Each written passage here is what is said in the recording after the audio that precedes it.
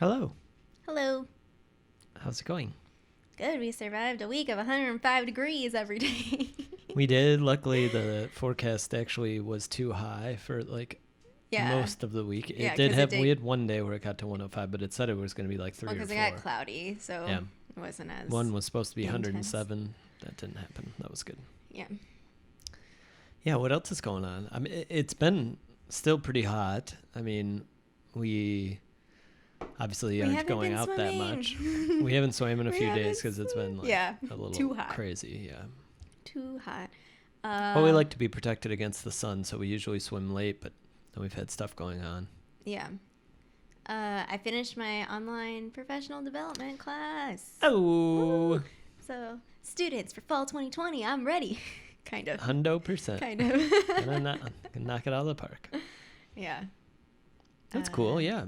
We also, I believe, since the last episode, got that cool candle stuff that you got for me. Oh my gosh, which I know we talked about. Candles. I am not sponsored by them. I just think that it's really cool. So, so there's this guy who makes candles and sells them. He's in the LA area, and the scents are. It's meant to be scents that set the scenery and the vibe and the ambiance when you're playing Dungeons and Dragons or any other type of role-playing game. So we're at the beginning of what would be a long trek to trying to play a one-person D&D campaign. So Jeff has convinced me to try it out because I am a resistant person.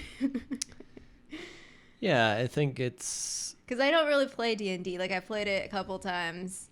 So it's like, I don't know, I'm still getting used to it as a form of I wonder, well, I've never played one on one DM, one player. I wonder if you can create the right atmosphere. With the candles. True. Just kidding.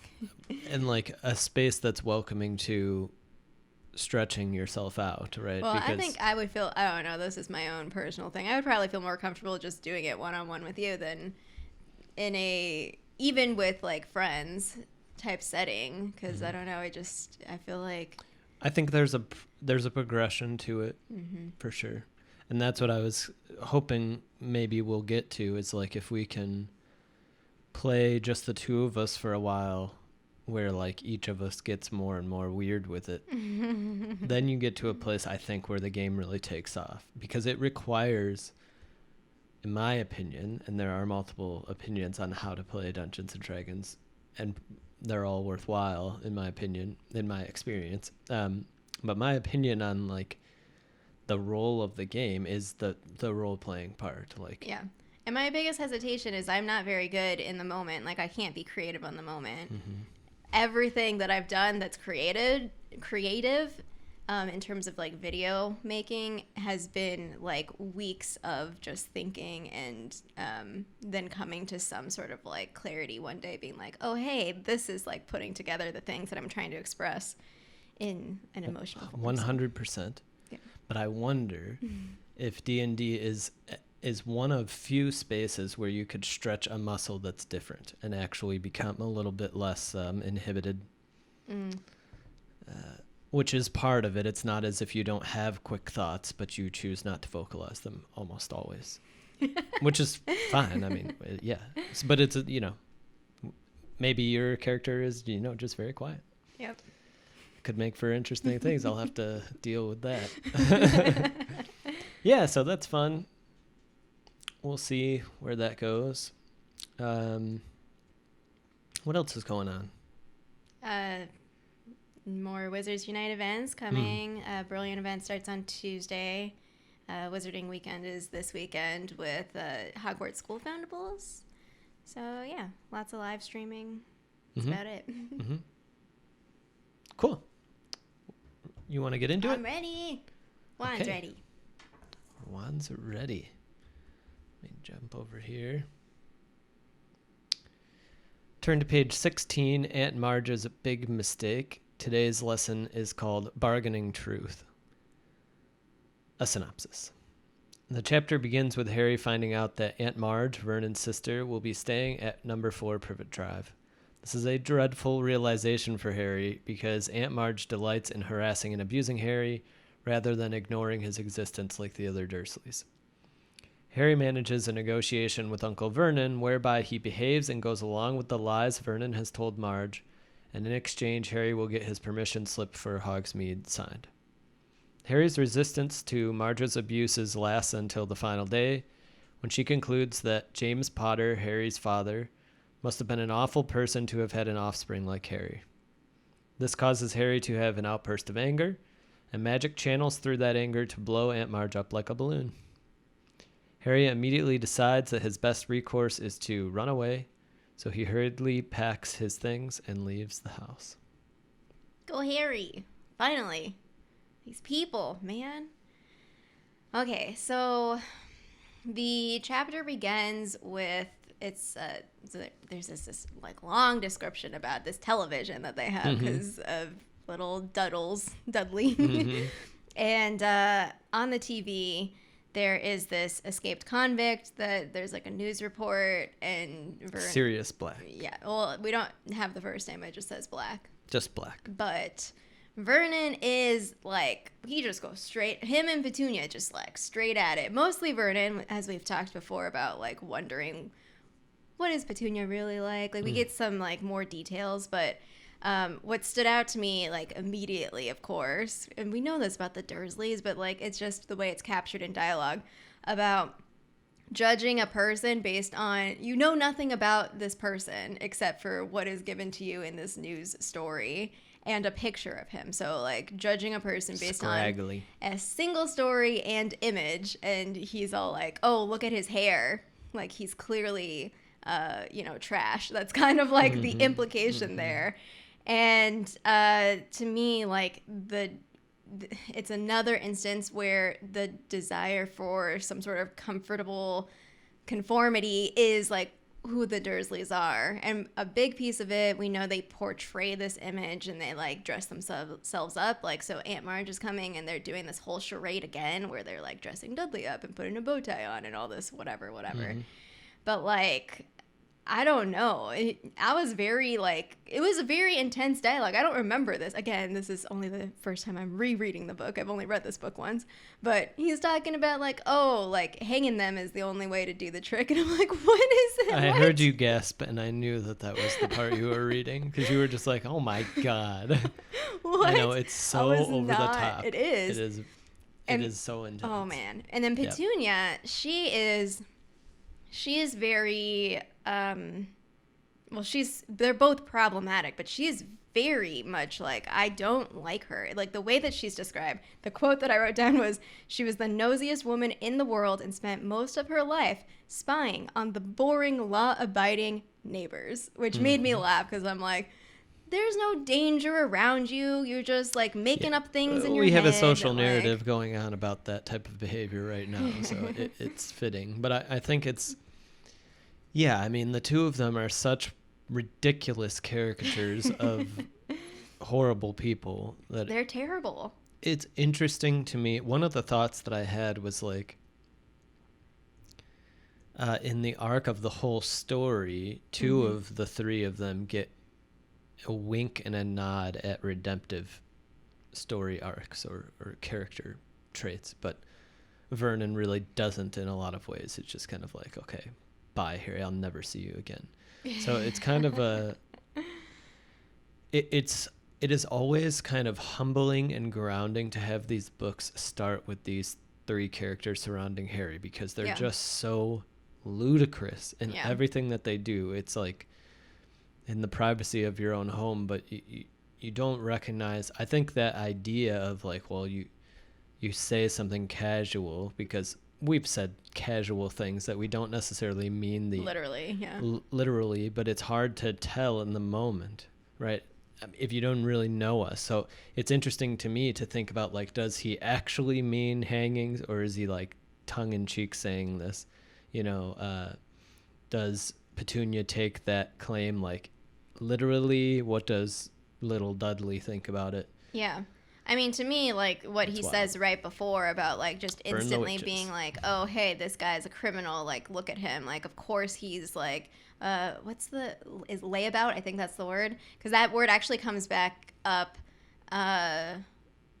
later on, because I did some research into Aunt Marge. And does she describe Harry that way, or James? No, the Potters, or the way that J.K. Rowling on Wizarding World website, like under the Aunt Marge thing, it talks about her believing that or thinking that the Potters are layabouts. You have some things about Marge that you wanted to talk about, or?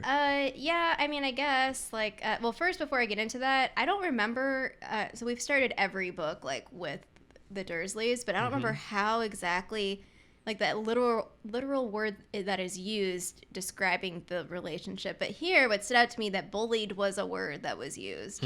So, like, I think it was in the context of Dudley loved, his entertainment was from Harry being bullied by Uncle Vernon, or however it was phrased that way. But the word bullied was there, and I was like, yeah, it's like super intense. And then in turn, I was also a little taken aback by Harry, because he, in this moment of like, Vernon's going to like, he's like, everyone's getting ready for Aunt Marge to come over. And he's like, all right, this is my opportunity. And he does this very manipulated, like, thing. Like, he's throwing back, these are manipulative people, but he throws it back at them, and he's like, oh, well, if you want me to stay quiet, like, maybe can you sign this or whatever? Like, to get the permission slip signed. And I was just like, I was taken a little off guard. Just the way that it was written, it just seemed like everything about this chapter made me feel like, ugh, like, icky. 100%. And that's kind of where the title I chose came in, of Bargaining Truths, like that Harry is the one who bargains it. I mean, of course Vernon has told the lies, but that Harry tries to start leveraging the fact that he's lying, and it's not surprising to me that it literally blows up in his face, because he's not cut out for that type of action. It would be like me trying to do that. Like, I'm just never gonna be able to toe the line of being like playing along with this ridiculous lie. Well, now that I know the truth, you know, it's kind of, the harshest way I would put it is that it's actually rather shameful that he goes along with it. And I think that the magic explodes out of him in part because he is angry with himself, that he's played along, that he was willing to play along with this woman who's quite, and the whole family who's quite horrible. To the point where he's like, I'm done. Yeah. I'm leaving. Because the line kind of feels arbitrary. It's like, yes, okay, he's talking about your dad, but like the J.K. Rowling says, like, Harry never has been this angry before in his life. And I'm like, really? Well, why? Because things have been said about his parents to him. He's been lied to. That's true. Yeah. So like, there's a contextual part that like Marge is a horrible antagonist for Harry in like the Draco kind of way, but like he's really going to be more angry about this than like when Draco called Hermione a mudblood. I mean, okay, part of that was like he didn't understand the term in the moment. Yeah. But I don't know. I don't buy that it's all just the insult that is making Harry feel so angry. I think that it's partly that he's sold himself out and his family out. Yeah. For something minor. Yeah, that's a good point. Going to Hogsmeade. So about Aunt Marge, so I just wrote in my notes that she's a drunk troll, because she is, like, towards the end, that last day, and she's just like, sure. And she has the gall to say, like, he must have been a drunk James, like, drunk driving. Yes, right? yeah. And it's like, oh my God. Oh my gosh, so much, okay, projection and all this stuff. Yeah. So I went and I looked up, I don't know exactly what I was trying to search for a lot of different things in this chapter. There wasn't really much to latch on to. Eventually I got to something that's like more theoretical, but so according to Wizarding World, this is writing by J.K. Rowling, Marge is secretly in love with her neighbor who she left her dogs with, Colonel Fubster. Colonel Fubster, a crazy name, but all right. Fubster. He will never marry her due to her truly horrible personality. This unrequited passion fuels a lot of her nasty behavior to other people. And also in that writing, she believes Harry to be the offspring of 2 unemployed layabouts who dumped their son on their hard-working relatives, Vernon and Petunia, which she does express in dialogue. And it's like, it's really sad because, like, so this is like the image crafting that the Dursleys try to do of like, we're so hardworking and oh, poor us, and like, oh, this, like, can you believe this, blah, blah, blah. And they're outwardly lying about who Harry's parents were and that relationship, and just like feeding into this like fantasy of like what their lives, all of their lives are like. And it's just pretty, it's disgusting. I remember the movie scene. I always really liked the beginning of the movie scene when like there's that exchange between Marge and Harry about like getting beaten by a cane or whatever. He's just like, oh yeah, loads. So there's sort of a yeah. Do you have stuff that you want to talk about before I get into the only thing that I looked up was basically this idea of the accidental magic. Oh yeah, I didn't go into that. So it is what you expect it to be. So basically all the entries I found weren't really talking about accidental magic in a vacuum. It was more like underage magic, or that was the context. So there's like accidental wandless magic, which is what happened here. Yeah. Then there's intentional wandless magic, which is like what we'll find out that Tom Riddle could do as a young boy. And Harry's mom also will do some of that as a young person, pre-wand, but directed. Yeah. Well, we've had also in previous books, or I guess the first book, glimpses of Harry had done stuff before, made things happen before. But the claim is that those were accidental. That's what this claims. That he wasn't directing himself to do that type of thing. And then underage magic with a wand, which we'll see a little bit of in book 5. And we also saw kind of something tangential in book 2, where Harry gets criticized for casting a hovering charm, but he didn't actually cast a hovering charm. Yeah. But apparently, according to these sources, the Ministry believed that he did that with his wand, potentially. So interesting. That honestly, there wasn't too much on the trace and be like, hey, this is not working. This is an error. Security guard. There wasn't that much for me in this chapter magical to really look into. So I was thinking a lot about my reaction to how can these humans exist and be so horrible. And so I literally Googled what makes a person so hateful. And apparently I'm not the first person to Google this, because this was like the autofill as I started typing the sentence out. And there are several psychological theories, but one that I was particularly interested in is called social comparison theory. And so this was proposed by a social psychologist named Leon Festinger in 1954. And it centers on the belief that there's a drive within individuals to gain accurate self-evaluations. So individuals evaluate their own opinions and like kind of who they are or what they can do by comparing ourselves to other people in order to reduce uncertainty and learn how to define the self.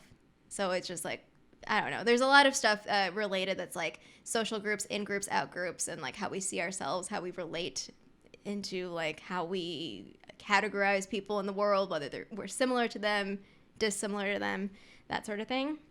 And so then there are these dynamics and concepts called downward and upward comparisons. So like how you're looking. Are you looking up to someone? Are you looking down on someone? Or that's like the most, I guess, brash way to put it. And so when somebody looks at another individual that they consider to be worse off than themselves, in order to feel better about themselves, they're making a downward social comparison. So research suggests that the social comparisons with others who are better off or superior, or in other words, the upward ones, can lower someone's self-regard, and then downward comparisons can elevate self-regard. But of course, theories aren't that simple. So over time, there's been like addendums and further research and like criticisms and all of that. So sometimes upward social comparisons are made to self-evaluate and self-improve. So it's sort of like an aspirational or inspirational sort of like, oh, I want to be like this Heroes. person. Yeah.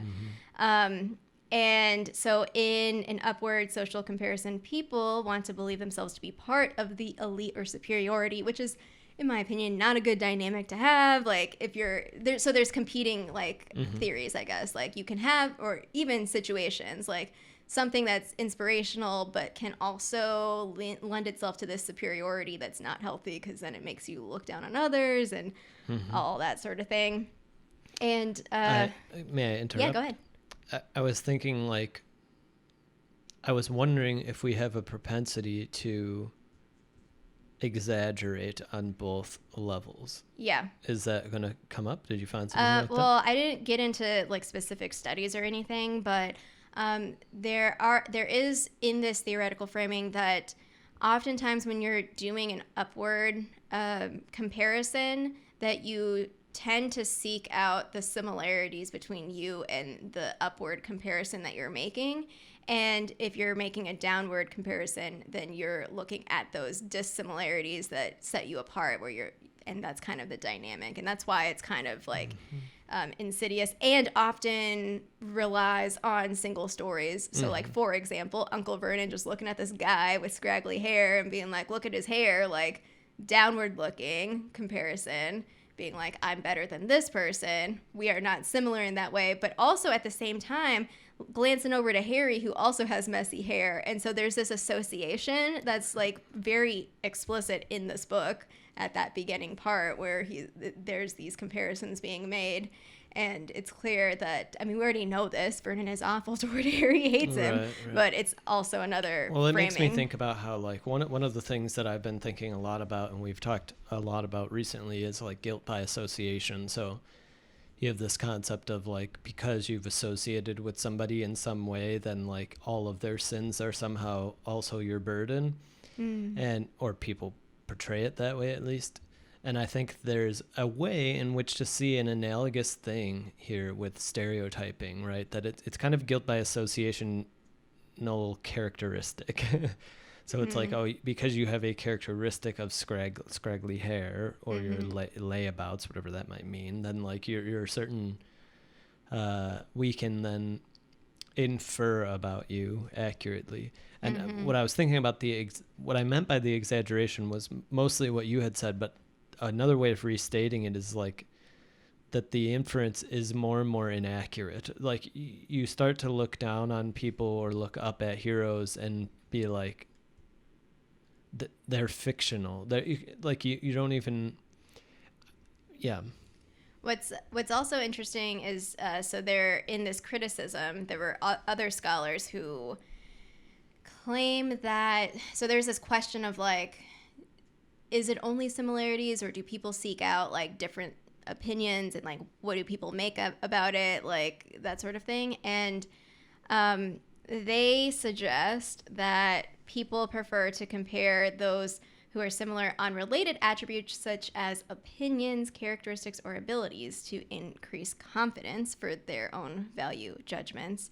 And then also those dissimilar in whatever attributes are preferred when validating one's beliefs. So like I'll just take Vernon for an example of like, oh, well, this is kind of like a, not a clean thing, but like I'm looking at this guy, he's a convicted, an escaped convict, he has this disheveled hair, whatever, look at him, like, this is why we look and act the way we do, we live in the suburbs or whatever. I mean, we see this, we've heard this, particularly with large movements like the war on drugs or things that are often perpetuated. And you get proxies. Yeah, and so you say like, oh, this is a gateway to this and that and whatever, but you're just making these associations without really any proof or evidence. Is really like at the heart of it. Tattoos, for example, being a major. But tattoos, certain clothing, way of speaking, general appearance, right? But I wonder if in the age of like social media, if a lot of the appearance is going actually towards speech, right? The way you talk or type and what you say. then I'll lump you together.